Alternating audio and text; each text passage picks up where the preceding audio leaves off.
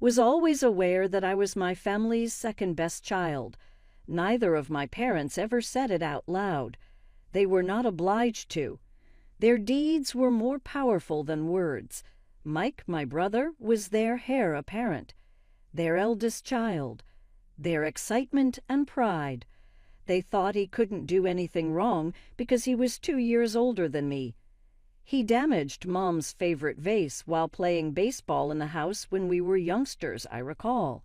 Mom simply grinned and said, "Boys will be boys," rather than reprimanding him. "Honey, at least you're working on your swing." A week later, however, things were completely different when I unintentionally spilled juice on the carpet. "Irene, how could you be so careless?" I can still hear Mom's voice. "Go get the cleaning supplies right now, and you're grounded for the weekend." My early years were framed by these unfair norms. When Mike received failing grades, our parents would respond, "Well, he's just more focused on sports right now." However, if I had an A- rather than an A+, they would hardly take their eyes off their phones and say, "You could do better if you tried harder." My grandmother was the only one who actually saw me. Her home became my haven, and she lived only a few blocks away. She did swoon over Mike, too. She attended all of his games, brought him cookies, and handled everything. She did, however, take note of my accomplishments. Unlike my parents, year after year the trend persisted. Mike's birthday celebrations were lavish events complete with beautiful cakes, bouncy houses, and scores of friends. My birthdays, my parents, in fact, forgot them completely half the time. I can still recall my 10th birthday. I waited for someone to speak while I sat at the breakfast table. Dad was reading the newspaper as Mom worked on Mike's science project. When I eventually plucked up the nerve to remind them that night, Dad seemed truly shocked. "Oh, I see. Cheers to your birthday, child. Next time we're at the mall, we'll get you something." They didn't. Grandma was the only one who remembered. Every time she visited, she would bring a handcrafted cupcake, a solitary candle, and a tiny gift. Whispering, "Make a wish, my dear," and I felt important for a second. I came to terms with it. To have no expectations. To be taken aback by even the slightest recognition. I gave my studies my all attention. I became a member of every academic club I could locate. I made an effort to separate myself from Mike's shadow. I might as well have been invisible at home, though. Things changed the day Grandma fell ill. Mike was 16 and I was 14. I stayed in the hospital with her every afternoon, working on my schoolwork in the uncomfortable chair next to her bed while she slept. Mike also came, although not as often. He was busy with football practice, and our parents said that was important for his future. One evening, just a few days before she passed away, she called our whole family to her hospital room. Mom, Dad, Mike, and I gathered around her bed.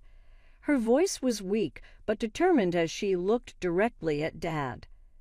"Son," she said, gripping his hand, "I want you to promise me something about my inheritance." She paused to catch her breath. "Promise me you'll use it for both of their educations, Mike's and Irene's. Both of them need to go to college." Dad nodded solemnly. "Of course, Mom. I promise you right here in front of everyone that your inheritance will go to both Mike's and Irene's education." After Grandma's death, I threw myself into my studies with even more determination. Even though I knew about her inheritance and Dad's promise, I wasn't taking any chances. I wanted to prove that I deserved to go to college on my own merits. My report cards were filled with A's, but nobody at home ever asked to see them. I'd leave them on the kitchen counter, hoping someone would notice. But they'd end up buried under take-out menus and Mike's football schedules. The only person who would have proudly displayed them on her fridge was no longer there to do so.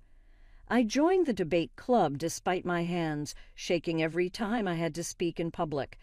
"Clear your throat less, Irene," my debate coach would say. "You have good arguments. Let them hear them." Gradually, my voice grew stronger. though at home it remained as invisible as ever. I won first place in the state science fair with my project on renewable energy.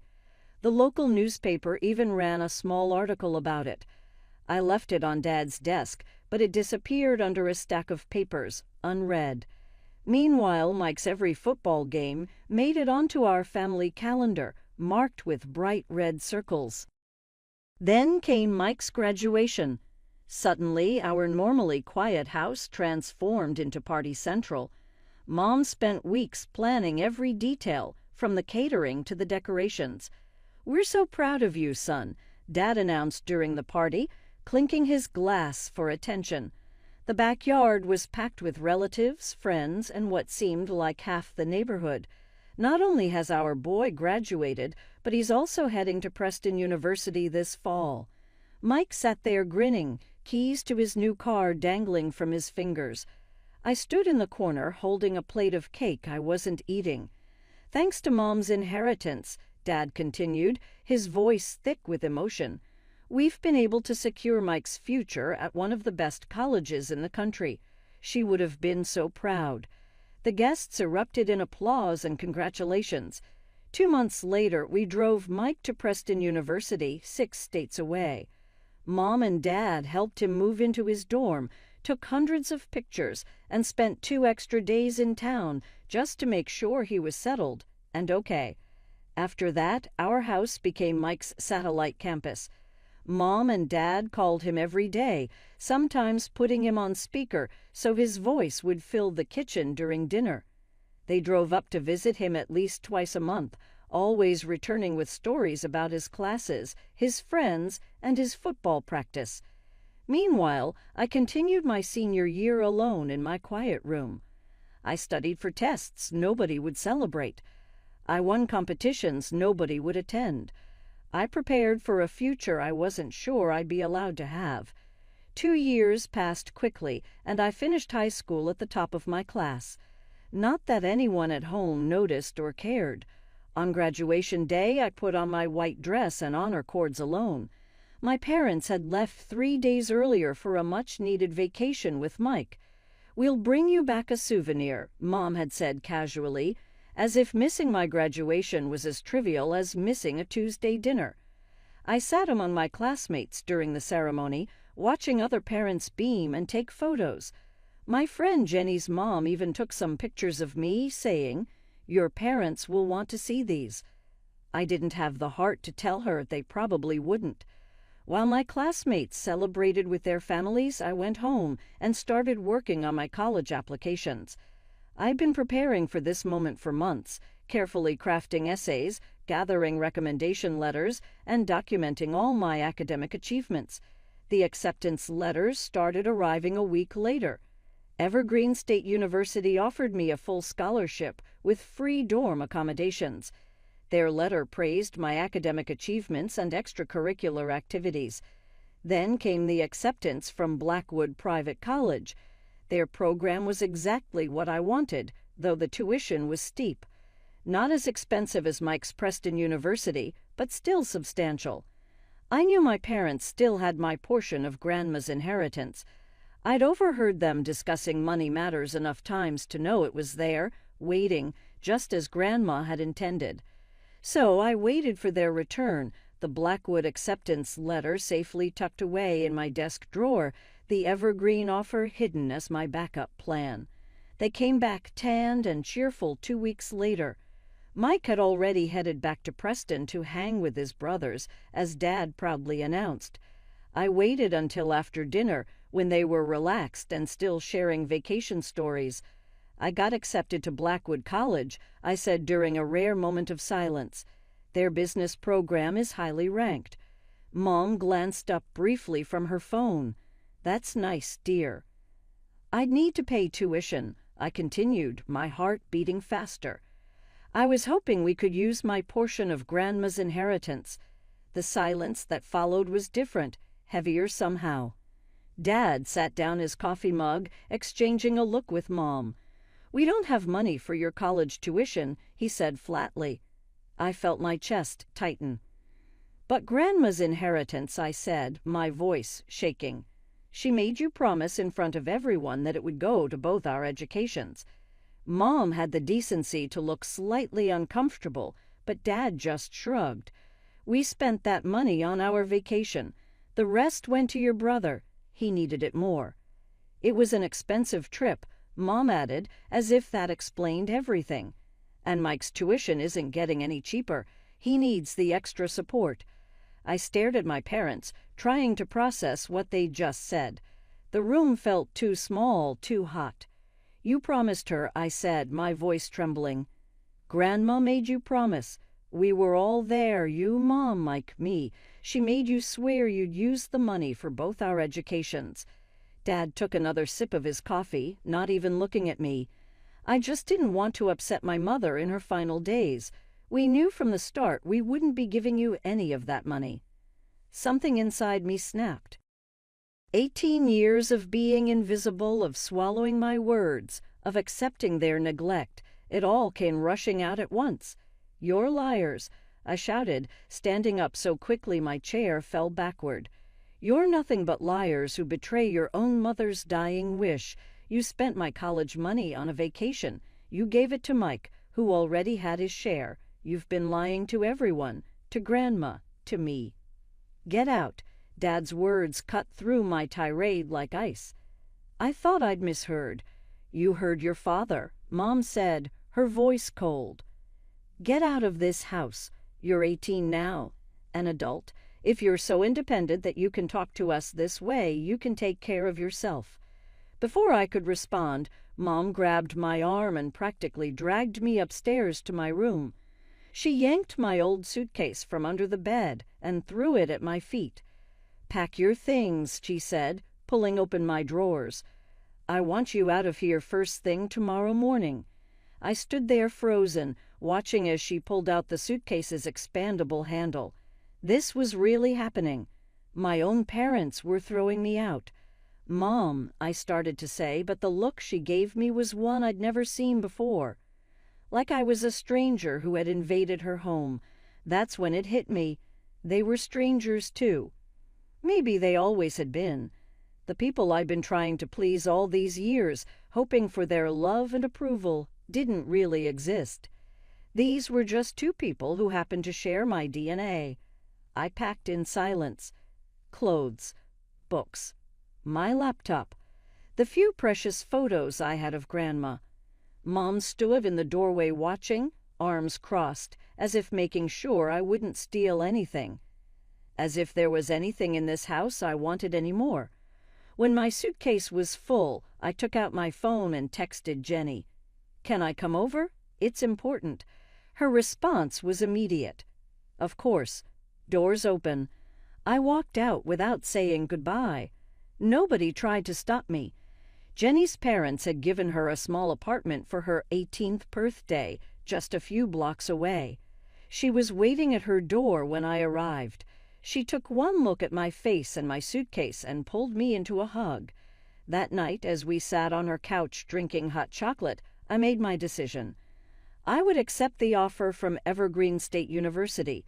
The full scholarship and free dorm would be my ticket to independence. But I needed money for books and living expenses, so I'd have to work first. That summer at Sunnyside Cafe taught me more than just how to make the perfect latte. Between taking orders and balancing trays, I learned what it meant to stand on my own feet. My tips went straight into a savings account, growing dollar by dollar, while my paychecks covered basic necessities. When fall came, I hugged Jenny goodbye and moved into my dorm at Evergreen State. My roommate, Sarah, took one look at my sparse belongings and offered to share her mini fridge. That simple kindness almost made me cry. I found a job at the college library, shelving books and manning the reference desk during evening shifts. Between classes, work, and studying, I barely had time to think about my former life. The library became my sanctuary, quiet, orderly, and predictable. Everything my family life hadn't been. When relatives called, their questions were always strange and probing. Aunt Linda's voice would be full of barely concealed concern. "Do you have somewhere to sleep at night, dear?" Uncle Bob would ask, "Are you getting enough to eat?" I'd answer truthfully that I was fine, wondering what stories they'd been told about my life. Sometimes Jenny would start to tell me news about my family. "Hey, I heard your brother." But I'd cut her off immediately. "I don't want to know," I'd say. And she'd understand. The holidays could have been hard, but Jenny's family wouldn't hear of me spending them alone. That first Christmas at their house, I sat at their dining table surrounded by warmth and genuine affection. Jenny's dad, Mr. Peterson, pulled me aside after dinner. "Irene," he said, his voice serious but kind, "I've been watching how hard you work. When you graduate, there will be a place for you at Peterson Technologies if you want it." I accepted on the spot, tears threatening to spill over. Finally, someone was noticing my effort, my determination. Graduation came faster than I expected. I stood on stage, accepting my diploma with highest honors, scanning the crowd out of habit. Jenny and her parents were there, cheering loudly enough to drown out the crowd. I didn't look for any other familiar faces. I arrived at Peterson Technologies on my first day there dressed in a suit that I had saved up for at the library. I was managing my own projects in 6 months. By the second year, I had a group of people working for me. Mr. Peterson had good reason to believe in me. I worked more hours than anyone else, poured myself into every challenge, and soon established a reputation for finding solutions to problems that others couldn't. Naturally, there were raises and promotions. Before I knew it, I was making more money than I had ever imagined while I was counting tips at the cafe. I began attending yoga classes, acquired business attire, and accompanied Jenny on trips to destinations I had only read about in magazines. My birthdays shifted from being a reminder of my negligence to becoming a celebration of my accomplishments. Jenny would plan intimate get-togethers with only close coworkers, delicious food, and sincere laughter. No imposed family dynamics. No pretense. No pain. My 27th birthday was approaching, and I had a secret I'd been keeping even from Jenny. For the past 5 years, I'd been saving every extra penny, Christmas bonuses, performance rewards, even the money I would have spent on lunch by bringing sandwiches from home instead of buying from the cafe downstairs. Every dollar went into my special savings account, labeled simply Dream. The dream became reality 3 weeks before my birthday. I stood in an empty living room with high ceilings and huge windows, hardwood floors gleaming in the afternoon sun, and signed the papers that made it mine. My own apartment. Not rented. Owned. "Congratulations," the realtor said, handing me the keys. "It's all yours." That evening, feeling a bit bold and maybe a little proud, I did something I rarely did. I posted on social media. Just me standing in my empty but beautiful living room, keys dangling from my fingers, unable to contain my smile. The caption read, "Early birthday gift to myself. Dreams do come true when you work hard enough. New home. Birthday gift. Blessed." The likes and comments started pouring in immediately. Jenny's was first, of course. Finally, can't wait for the housewarming party. My colleagues chimed in with their congratulations. Even some relatives I hadn't heard from in years liked the post and left comments like, "So proud of you," and "Happy early birthday." I was sitting at my desk at work a week later, reviewing quarterly reports when my phone buzzed. The number wasn't saved in my contacts, but I recognized it instantly. My mother's voice came through the speaker, sweet as honey and just as sticky. "Irene, sweetheart, I saw your beautiful new apartment on Facebook, and I suddenly remembered your birthday is coming up." Suddenly remembered. After many years of forgetting. "It's wonderful to see you doing so well," she continued, her voice dripping with an enthusiasm I'd never heard directed at me before. "Your father and I have been thinking we should celebrate your birthday properly this year at home. We'll invite the whole family." I almost laughed out loud. Of course, Years of silence, and now that I had a fancy apartment, suddenly I was worth remembering. Worth celebrating. "We've missed you so much," she added, and I could almost see her practiced, concerned expression through the phone. "It's time for the family to come together again. What do you say?" I should have said no. I should have told her exactly what I thought about her sudden attack of maternal affection. Instead, I heard myself saying, "Sure, Mom. Why not?" As I hung up the phone, I couldn't help but smile, though there was no warmth in it. After all these years, I was curious to see what game they were playing. I pulled up to my parents' house in my new Mercedes, the engine purring softly as I parked. The contrast between my car and the house was stark: peeling paint, missing shingles, and an overgrown lawn. My parents appeared in the doorway before I even reached it. Their eyes locked onto my car first, then shifted to my designer suit and heels. I watched their expressions change, noticing the calculating gleam in their eyes. Iron. Mom rushed forward to hug me, her enthusiasm almost making me step back. "You look expensive." Dad hung back, trying and failing to look casual. They both seemed older than I remembered, more gray hair, deeper wrinkles, shoulders slightly stooped. The inside of the house was worse than the outside. The furniture I remembered from my childhood was worn and faded. The carpet was threadbare. And there, sprawled on the couch like he'd never left, was Mike. He gained weight, lost hair, and sat beside a young woman whose pregnant belly strained against her dress. "Hey, sis," he said, not bothering to get up. "Meet Sarah, my wife." Mom quickly jumped in with explanations I hadn't asked for.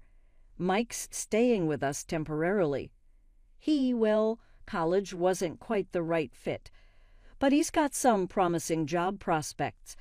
Going on 9 years of temporary, I thought, but kept my face neutral.